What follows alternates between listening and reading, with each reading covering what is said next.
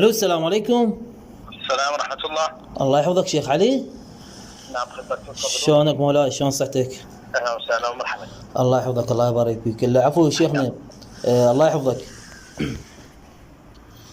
وياي شيخنا؟ تفضلوا. بلي حبيبي تفضل بخدمتك على اجتماع امرنا حبيبي. الله يحفظك. العفو، حتى اختصر الوقت وياك ولا زحمه عليك بما انت مشغول. اكو هناك دعوه للمناظره حول بناء القبور وتشييد القبور، وكذلك بالجزء المستقطع من آية التطهير اللي تشمل زوجات النبي، وكذلك في قضية الهجوم على دار الزهراء. فندعوكم وندعو المراجع الله يحفظكم للمناظرة علنية، المناظرة علنية مع أتباع المهندس الصرخي على بث مباشر أو على أي قناة تحبون تطلعون. منو؟ مع أتباع المهندس الصرخي للمناظرة علنية على أي قناة تحبون تطلعون أو على أي موقع من مواقع التواصل الاجتماعي في إثبات البناء أو مشروعية البناء على القبور، أو في آية التطهير، أو في قضية الهجوم على دار الزهراء. عمي الله يصلح حالي وحال الجميع. احنا مكتب المرجع مفتوح لكل واحد عنده سؤال، استفسار، موضوع زين يحب يعني يسأل، يحب يفتح. نعم، هي الدعوة للمراجع اسمعني حبيبي. وكذلك أو من ينوب عنكم، يعني أي واحد مرجع يختاره ينوب عنا للمناظرة.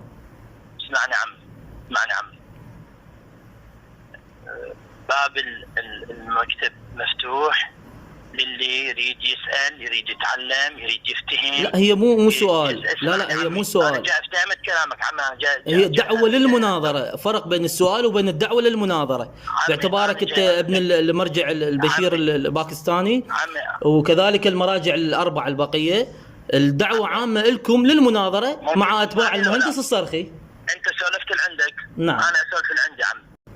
أنا جاي أقول لك بابنا مفتوح لمن يحب أن يسأل ويفهم ويستفسر وعنده نقاش. أهلا وسهلا ومرحبا عمي. نعم. حياك الله. نعم. تفضل. تفضل. أنت أحد خلي يتفضل وأهلا وسهلا. عزيزي شيخنا الله يحفظك، هي دعوة للمناظرة علنية، يعني مو بالمكتب يجيكم، دعوة على قناة أو على أي موقع من مواقع التواصل الاجتماعي. أنا جاي أقول لك اللي عندي. عموما فكر اذا صار موافقه، باب مكتب المرجع مفتوح لمن يريد ان يفهم، عنده اشكال، عنده عنده راي، عنده وجهه نظر. هاي الاستفتاءات موجوده، يكتب سؤال، يحب يتفضل هنا. اهلا وسهلا ومرحبا. مساحه اللي يريد يفتهم. يعني احنا قاعد ندعوك للمناظره، تقول لي تعال للمكتب. احنا نريد الناس تستفاد عن طريق الاعلام. يعني ذول بدول الخارج شلون راح يعرفون الحقيقه؟ يجي للمكتب. يعني ذول بغير محافظات شلون راح يعرفون الحقيقه غير عن طريق الاعلام؟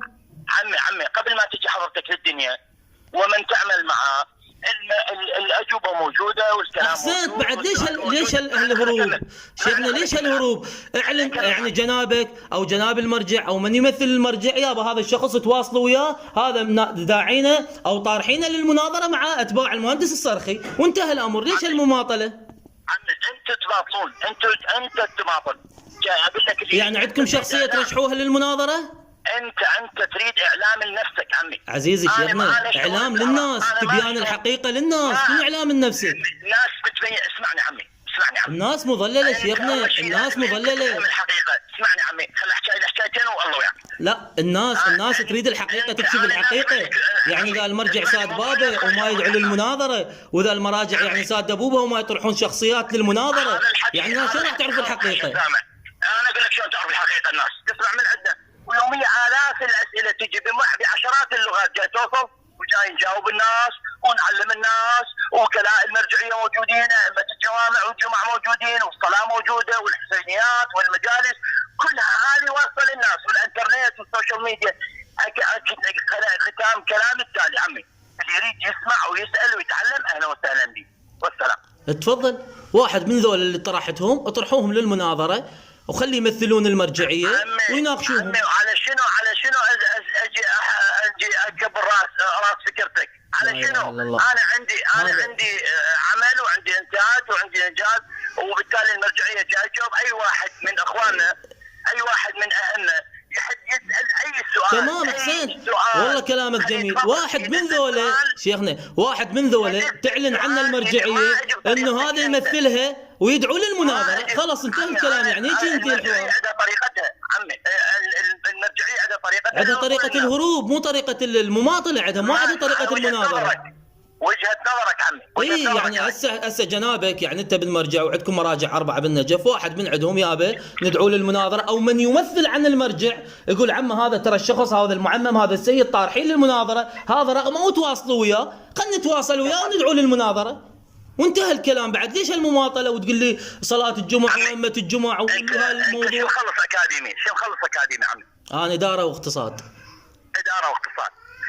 اجيب استاذك واجيب طالب صف اول ابتدائي واقول لاستاذك صيح لي، اني يقول لك صيح لاستاذك خليه يتناظر وياي ابو اول ابتدائي، يقول لك يخابرك، يقول لك ليش استاذك يشرد من المناظره؟